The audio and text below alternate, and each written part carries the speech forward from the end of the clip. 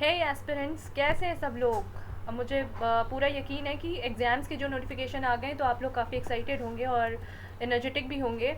पिछली सीरीज़ जिन लोगों ने नहीं देखी है तो मैं बता दूं कि प्लेलिस्ट हमारी है, उस पर जाके आप एक बार ज़रूर चेक कर लें। हमारे काफ़ी दिन से ये सेशन चल रहे हैं एमसीक्यू सीरीज़। तो जैसे कि स्क्रीन पे अभी आपको दिख रहा है, आज की जो एमसीक्यू सेशन होगा वो मेनली फोकस है हमारा ज्योग्राफी पे। ठीक है, कल वाले में हमने पॉलिटी और इससे पहले हिस्ट्री वगैरह सब किया हुआ है।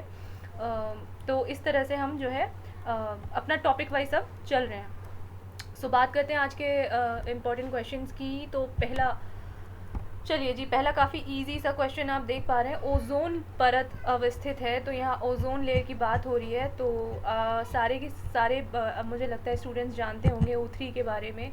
सो इम्पॉर्टेंट गैस है हमारे एटमॉस्फेयर के लिए, तो सबको पता है क्षोभ मंडल, क्षोभ सीमा, समताप मंडल और प्रकाश मंडल। तो जो लोग आंसर सी दे रहे हैं वो बिल्कुल सही हैं, क्योंकि जो समताप मंडल है आपका, जो सेकेंड लेयर है आपकी पृथ्वी से ऊपर जाते समय जब सेकेंड उस पर आती है, तो उसको हम समताप मंडल बोलते हैं, जिसमें कि जहाँ पे वो ख़त्म हो रही होती है वहाँ आपकी जो है कुछ ऊंचाई पे ओजोन लेयर आप देखते हैं वहाँ पे। ठीक है, क्या होता है ओजोन गैस बनने का भी अपना एक तरीका है, अपना एक कंसेप्ट है कि कैसे वो उस पर वो जो है O2 होती है, तो उस पर जो रेस पड़ती हैं कैसे वो उसके हीट की वजह से वो बिखर जाते हैं उसमें। तो फिर ऐसे ऐसे करके एक दूसरे से बॉन्ड बना लेते हैं, जो सिंगल ओ होता है वो जाके O2 से मिल जाता है। तो ये पूरा एक अपने आप में काफ़ी गहरा कंसेप्ट है। आई एम श्योर आप में से बहुत लोग जानते भी होंगे, जो नहीं जानते हैं वो किसी भी एनिमेटेड वीडियो के थ्रू इसको आसानी से समझ सकते हैं।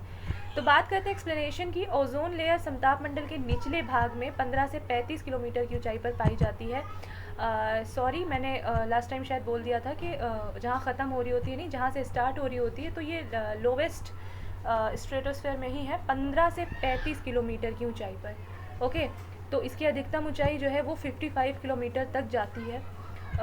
जो उसका जो आप कह सकते हैं संकेंद्रण, यानी सबसे ज़्यादा जमाव जो है वो 15 से 35 के बीच में ही मिलता है। वो अलग बात है कि थोड़ी बहुत 55 किलोमीटर तक भी जा रही है, but doesn't matter. Okay, coral reef या जीवाश्म पट्टी प्रायः कहाँ पाई जाती है। अब ये बात हो रही है प्रवाल की, तो जो लोग प्रवाल वाला चैप्टर अच्छे से पढ़ चुके हैं वो काफ़ी आसानी से इस क्वेश्चन को समझ सकते हैं।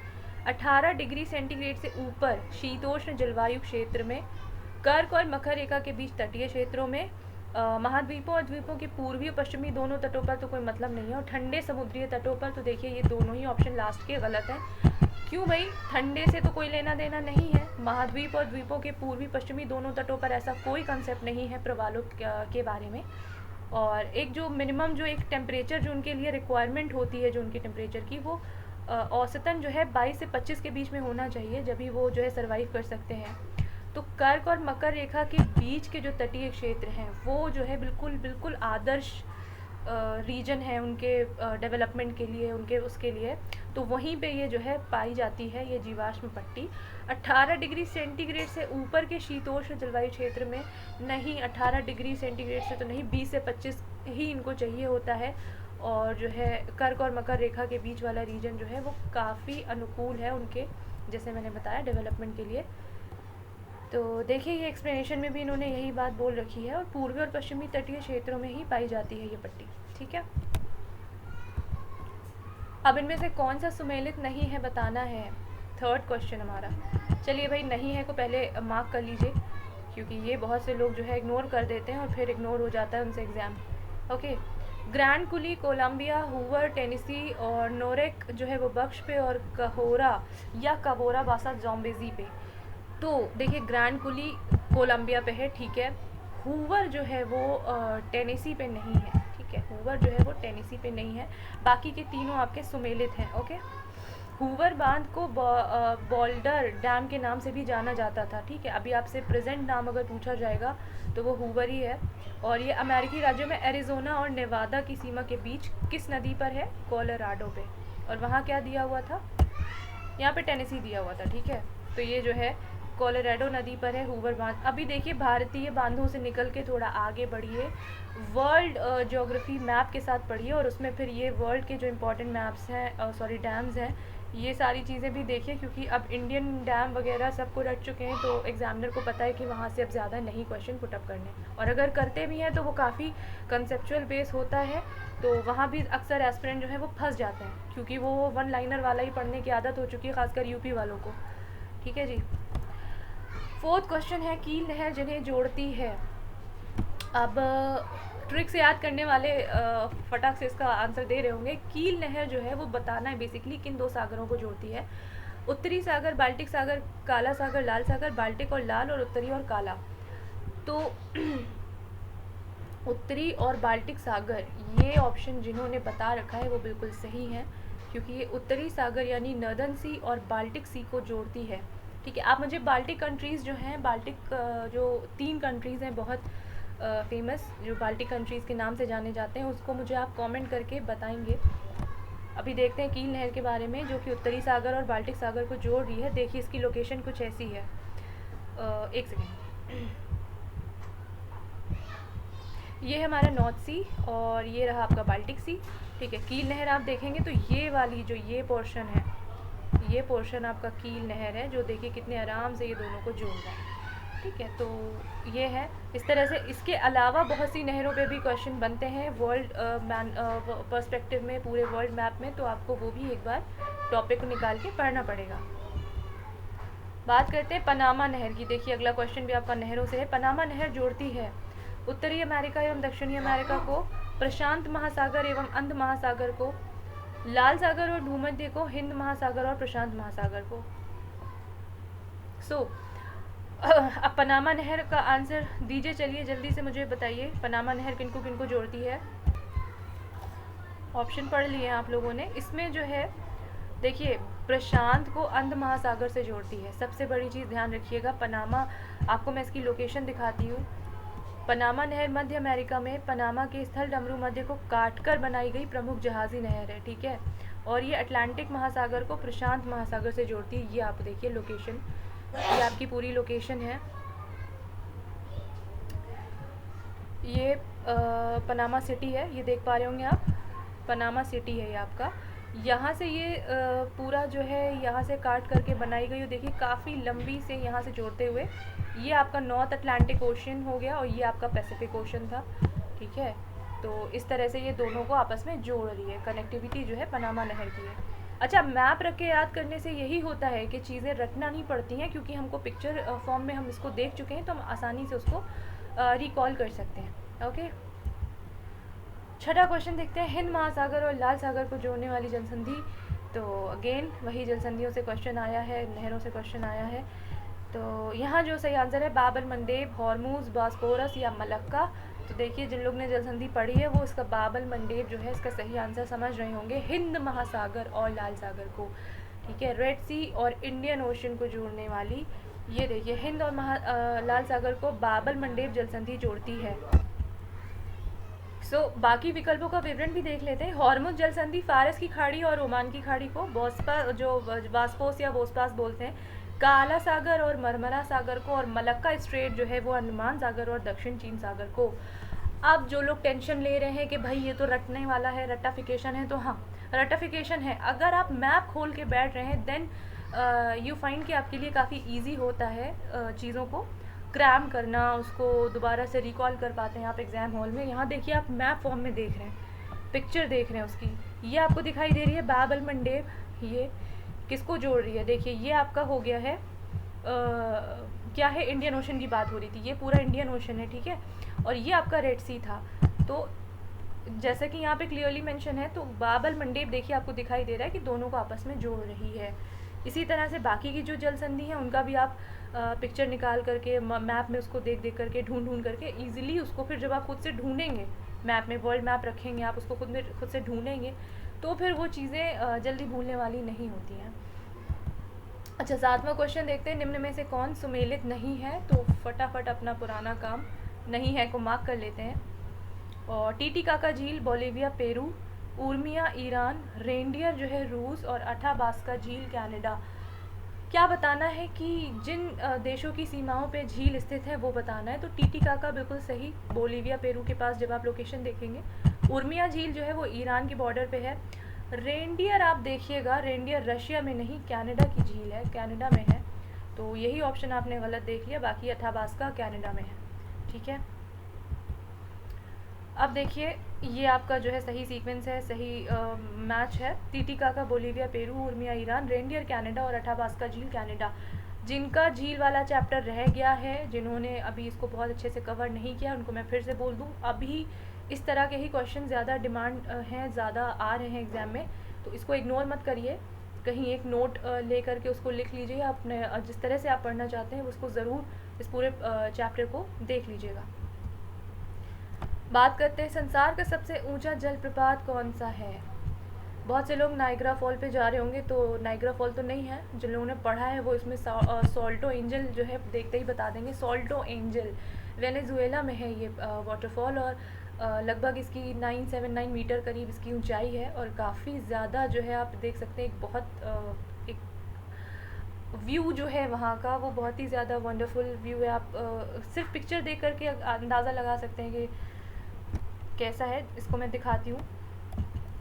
विश्व का सबसे ऊंचा जलप्रपात सॉल्टो एंजल है, जिसकी ऊंचाई देखिए यहाँ मेंशन है। ऊंचाई हमेशा इस चीज़ की याद रख लेनी चाहिए, कारण ये है सबसे ऊंचा, सबसे छोटा, सबसे बड़ा, तो वो थोड़ा सा ध्यान देना चाहिए कि अब अगर सबसे ऊंचा है तो कितना, तो 979 मीटर जलप्रपात है ये सबसे ऊंचा, और वेनेजुएला के कनेमा नेशनल पार्क में चुरून नदी पर है। देखिए ये भी आपके लिए एडिशनल पॉइंट है, किस नदी पर है, तो बात करते हैं हम, तो वो चुरून नदी पर है। ठीक है, और ये चुरून किसकी सहायक नदी है, तो देखिए करोनी नदी है, कोरोना की बड़ी बहन मान लीजिए। करोना की सहायक नदी चुरून है, जबकि कोरोनी ओरेनिको की सहायक नदी है। तो ये पूरा देखिए हौश पौश हो गया आपके, ओरेनिको की सहायक कोरोनी, कोरोनी की सहायक चुरून, चुरून पे बना है सबसे ऊंचा जलप्रपात। बात करते हैं वाटरफॉल और कैटरैक्ट्स, इन सब का आपको आई एम श्योर कि आप लोगों को इसमें डिफरेंस पता होगा कि what is cataracts, what is waterfalls, because there are a huge difference. ठीक है, वाटरफॉल में और कैटरैक्ट में बहुत बड़ा डिफरेंस है। जो लोग अभी तक यही नहीं समझ पाए कि वाटरफॉल क्या होता है, उनको जो है पत्थरों से टकरा के गिरता हुआ पानी भी वाटरफॉल दिखाई देता है, तो मैं बता दूं वो वाटरफॉल नहीं होता है, वो कैटरैक्ट्स होते हैं। क्योंकि वाटरफॉल एक प्योर फॉर्म में बिना टकराए किसी भी ऊंचाई से जो है डायरेक्टली किसी वाटर बॉडी में जाके मिलता है, बिना किसी पत्थर से टकराए। और कैटरैक्ट जो होते हैं वो इस सीढ़ी नुमा पत्थर होता है, चट्टान होती है, उससे टकरा टकरा के जाते हैं। तो अभी आप समझ पा रहे होंगे दोनों में डिफरेंस। तो अगर कैटरैक्ट की बात करते तो फिर वहाँ पे जो है सॉल्टो एंजल नहीं होता, वहाँ पे आंसर चेंज हो जाता। ये देखिए आपके लिए मैंने ये पिक्चर दिखाई है, ये वहाँ की वेनेजुएला के सॉल्टो एंजल की पिक्चर है। देख सकते हैं आप, काफ़ी मनोरम सा जो है वो दृश्य है, व्यू है। सिर्फ पिक्चर में ही काफ़ी अच्छा लग रहा है, तो जो लोग आई थिंक जाना चाहेंगे उनके लिए कितना अच्छा एक्सपीरियंस होगा। अगला क्वेश्चन, इनमें से कौन ग्रेट लेक्स का हिस्सा नहीं है। अब ग्रेट लेक्स के बारे में जिन्होंने नहीं पढ़ रखा है अफसोस है, क्योंकि ये बार बार पूछे हुए क्वेश्चंस का हिस्सा है। ग्रेट लेक्स जो उत्तरी अमेरिका की 5 बड़ी झीलें हैं, उनका हिस्सा कौन नहीं है ये बताना है। बियर, सुपीरियर, ह्यूरॉन और मिशिगन। आंसर आपको पता है, बियर जो है वो इसमें से ग्रेट लेक्स का हिस्सा नहीं है।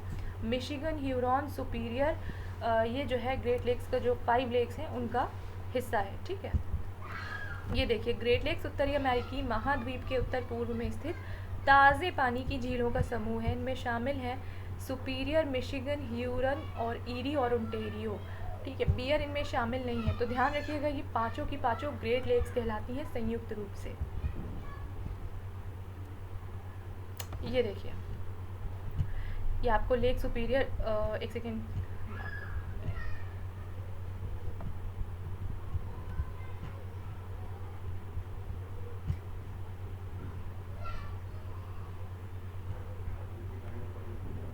ओके। सो ये आपकी लेक सुपीरियर आपको दिख रही है, लेक मिशिगन दिख रही है, और मिशिगन के बाद लेक ह्यूरॉन, लेक ईरी और लेक ओंटारियो। अच्छा, एक चीज़ और पूछी जाती है, ठीक है, एक चीज़ और पूछी जाती है कि इनमें से कौन सी यूएस की सीमा पे नहीं स्थित है। तो ये आंसर आप मुझे, अगर मैप सही से देख पा रहे होंगे तो आपको समझ आ रहा होगा कि इसका आंसर क्या हो सकता है। तो ये आप मुझे बताएंगे कमेंट करके कि कौन सी लेक जो है वो नहीं आती है इस पे, यूएसए की सीमा पे नहीं है, बाकी की 4 जो है वो सीमा पे है। इनमें से एक आप देख सकते हैं जो यूएसए की सीमा को टच नहीं कर रही है। मुझे कमेंट करें, मैं भी देखूं आपकी ये मैप कैचिंग पावर को। ओके, विश्व की सबसे बड़ी ताज़े पानी की झील, अभी अभी हमने डिस्कस किया था, उत्तरी अमेरिका की सुपीरियर, लेक सुपीरियर जो है सबसे बड़ी ताज़े पानी की झील है, नो डाउट लेक सुपीरियर। ठीक है, विश्व की सबसे बड़ी ताज़े पानी की झील सुपीरियर झील है, जो कनाडा और संयुक्त राज्य अमेरिका के मध्य स्थित 5 महान झीलों में से एक है। ओके ओके, तो जापान के निम्न 4 द्वीपों का उत्तर से दक्षिण अनुक्रम निम्न में से कौन सा है? रिकॉर्ड है ये क्वेश्चन भाई, रिकॉर्ड। जो लोग दे रहे हैं एग्ज़ाम उनको पता है कि ये कितनी बार आया। मैंने मतलब खुद लगातार हर सेम एग्ज़ाम में हर साल रिपीट होते हुए इस क्वेश्चन को देखा है, और अभी तक इसका क्रेज़ जो है वो जा नहीं रहा है, बदल बदल के अलग अलग फॉर्म में पूछा ज़रूर जाता है। तो भाई अब उत्तर से दक्षिण जिनको नहीं पता है वो एक बार देख लें, उनको जो है पता होना चाहिए। तो होक्काइडो, होन्शु, शिकोकू, क्योशू, ये आपको जहाँ पे दिख जाए वो समझ लीजिएगा। सबसे पहले Hokkaido, then Honshu, then Shikoku and Kyushu, ये उत्तर से दक्षिण अनुक्रम है। अभी यहाँ क्वेश्चन जब पूछता है थोड़ा सा अलग टाइप का, तो यहाँ पूछता है कि सबसे बड़े से छोटे के हिसाब से लगाइए, तो वो भी मैं आपको दिखा देती हूँ एक बार। देखिए, ये आपका होक्काइडो, होन्शु, शिकोकू और क्यूशू, ठीक है, दिख रहा है आपको। अब यहाँ जब बड़े से छोटे में पूछेगा, लार्जेस्ट टू शॉर्टेस्ट, तो बात करते हैं, सबसे पहले होन्शु आएगा, फिर होक्काइडो आएगा। देखिए होन्शु दिख रहा है आपको, काफ़ी बड़ा है, यहाँ से लेके जो है ये यहाँ तक है, और ये वाला हिस्सा भी इसी का है। ठीक है, उसके बाद आता है होक्काइडो, क्योंकि देखिए होक्काइडो है। उसके बाद क्यूशू, और फिर सबसे छोटा सा ये शिकोकू है आपका, कोने में है बिल्कुल छोटा सा, ये जो है आपका शिकोकू। तो समझ जाइएगा इसको देख करके, इस पिक्चर को चाहे तो आप स्क्रीनशॉट ले सकते हैं। देखिए होक्काइडो, होन्शु, शिकोकू, क्यूशू, ये उत्तर से दक्षिण बिल्कुल सही क्रम है। जापान के 4 बड़े आइलैंड, 4 मेन आइलैंड। ओके, कौन सा कथन सही नहीं है? अगेन सही नहीं है वाला कंसेप्ट, तो पहले नहीं है पे मार्क कर ले, और ये मेरा मार्कर जो है। ओके, फॉकलैंड द्वीप समूह हिंद महासागर में स्थित है, नामीबिया अफ्रीका में स्थित है, और निकारागुआ मध्य अमेरिका में है, यमन एशिया में है। तो चलिए देखते हैं, नामीबिया अफ्रीका में स्थित है, बिल्कुल सही है। निकारागुआ मध्य अमेरिका में, ये भी सही है। यमन एशिया में, ये भी सही है, बचपन से जानते हैं यमन, ओमान वाला, कतर वाला कंसेप्ट। बात करते हैं फॉकलैंड आइलैंड्स की, तो ये हिंद महासागर में नहीं है भाई, ये जो है आप देखेंगे कोने में जब दक्षिण अमेरिका पड़ते हैं तो वहाँ पे ये पूरा द्वीप समूह आपको दिखाई देता है, तो ये ऑप्शन आपका सही होगा। उस हिसाब से ये कथन गलत है। ठीक है, फॉकलैंड द्वीप समूह दक्षिण अटलांटिक महासागर में दक्षिण अमेरिकी महाद्वीप तट से लगभग 483 किलोमीटर दूर अवस्थित है। ओके, ये देखिए, ये डार्क जहाँ पे किया हुआ है दक्षिण अमेरिका में, ये पूरा आपका फॉकलैंड आइलैंड्स कहलाते हैं।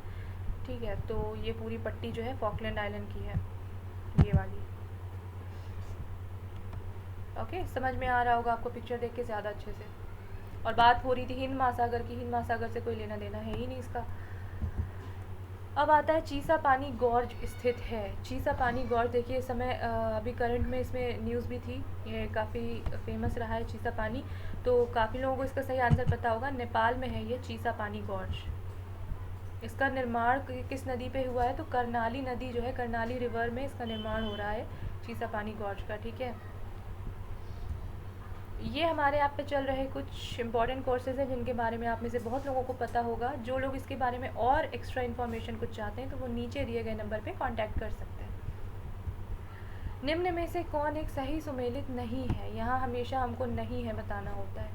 ठीक है, ज़्यादातर हमारे क्वेश्चन जो है वो नहीं है वाले होते हैं, तो कोई बात नहीं, हम बताते हैं कौन सा नहीं है। खार्तूम, नील, न्यूयॉर्क, हडसन, बर्लिन, स्प्री और सिडनी सीन।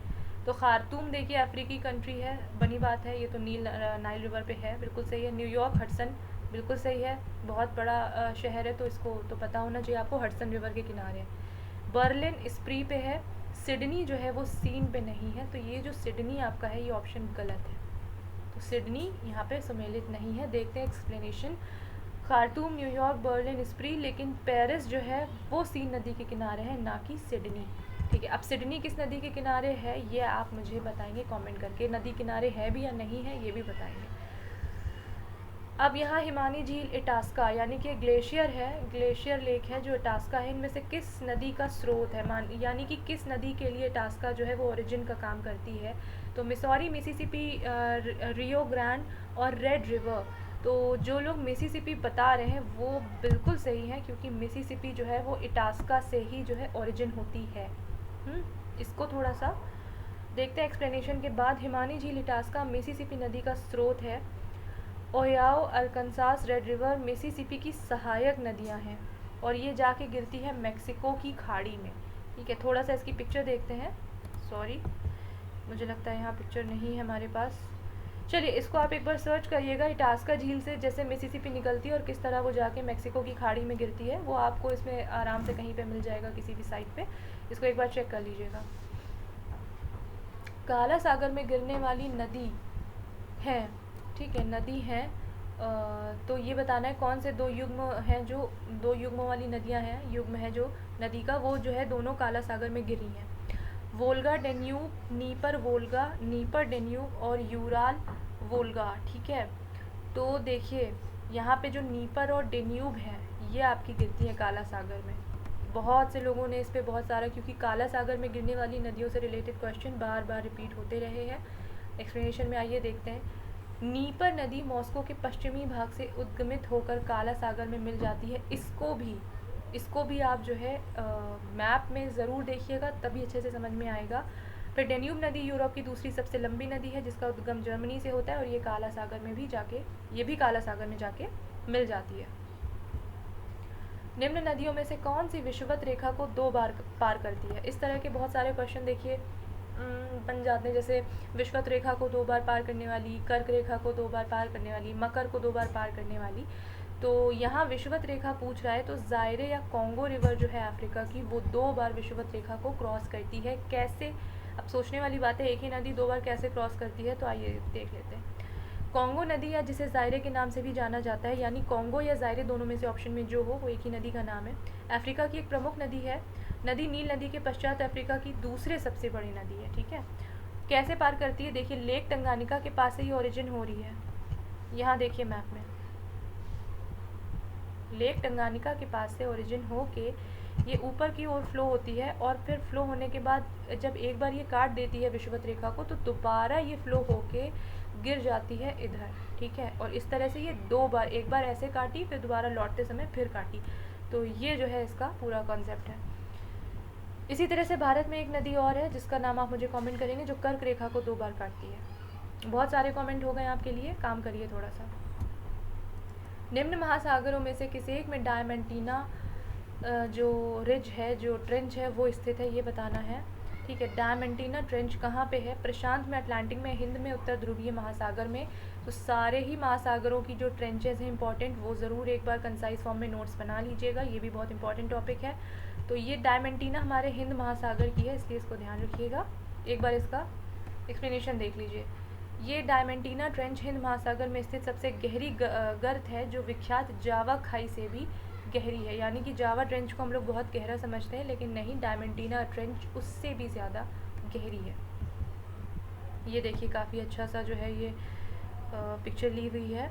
आप देखिए ये पे डायमंटीना फ्रैक्चर जोन जो है ये आपको दिख रहा है, यहाँ पे है, और जावा ट्रेंच आपको यहाँ मिलेगी देखने को। तो इंडियन ओशन की ही ये कुछ इंपॉर्टेंट ट्रेंचेज हैं, सबसे गहरी। ठीक है, इंडियन ओशन की सबसे गहरी डायमंटीना ट्रेंच। अगला क्वेश्चन, निम्न सागरों में किसकी औसत लवणता सर्वाधिक है? काला सागर, पीला सागर, भूमध्य सागर और मृत सागर। अब जो लोग यहाँ पे ढूंढ रहे हैं वॉन लेक, उनको बड़ा अफसोस होगा क्योंकि वॉन लेक यहाँ ऑप्शन में ही नहीं है। तो हमें सेकंड या थर्ड या जो भी ऑप्शन में दिया है, ऑप्शन के हिसाब से हमें बताना होता है कि सब सर्वाधिक या न्यूनतम। तो यहाँ देखने में दिए गए ऑप्शंस में सबसे कम मृत सागर की है, मृत सागर। ठीक है, इसमें जो है सबसे ज़्यादा लवणता है। कैसे? देखिए दिए गए विकल्पों में मृत सागर में सर्वाधिक लवणता है, जबकि वैश्विक स्तर पर अगर बात करें तो तुर्की की वॉन लेक, जिसकी बात अभी हो रही थी, टर्की में है ये वॉन लेक, इसमें 330% लवणता है। और मृत सागर दूसरे स्थान पर और ग्रेट सॉल्ट लेक यूएसए की तीसरे स्थान पर। यानी सीक्वेंस में अगर करेंगे तो वॉन लेक, उसके बाद मृत सागर, देन आपकी जो है मृत सागर के बाद तीसरे नंबर पे ग्रेट सॉल्ट लेक। ठीक है, ये आपका सीक्वेंस रहेगा। आखिरी क्वेश्चन जो है वो सेशन का देखते हैं। निम्न में से कौन सा एक सही सुमेलित नहीं है? अगेन नहीं है।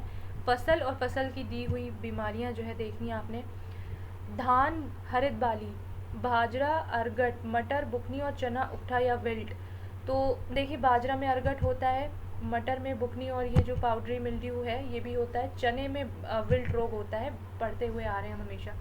धान में हरित बाल जैसा कोई रोग नहीं होता, ये बाजरे का रोग है। तो ये ऑप्शन जो है ये सुमेलित नहीं है, तो आंसर ए होगा इसका। हरित बाली रोग बाजरे में पाया जाता है। इसमें बाजरे की बालियों के स्थान पर टेढ़ी मेढ़ी हरी पत्तियां सी बंद हो जाती हैं और पूर्ण बाली झाड़ू के समान दिखाई देती है, जिससे पौधे क्या होते हैं, ग्रो नहीं कर पाते, वो बौने रह जाते हैं। ठीक है, तो ये था आपका जो है थोड़ा सा एग्रीकल्चर बेस्ड क्वेश्चन था। ये भी आप टॉपिक इसको इग्नोर ना करें। ये बीमारी और फसलों में होने वाली अलग अलग बीमारियों के और किन की कमी से होती हैं, अगेन यहाँ पे एक और चीज़ है, किन की कमी से होती है कौन सी बीमारी, ये भी आपको नोट्स में अपने प्रिपेयर करना है। तो ये था आज का हमारा सेशन। मिलते हैं अगले सेशन में। आई होप आपने सेशन बहुत इन्जॉय किया होगा। Thank you so much.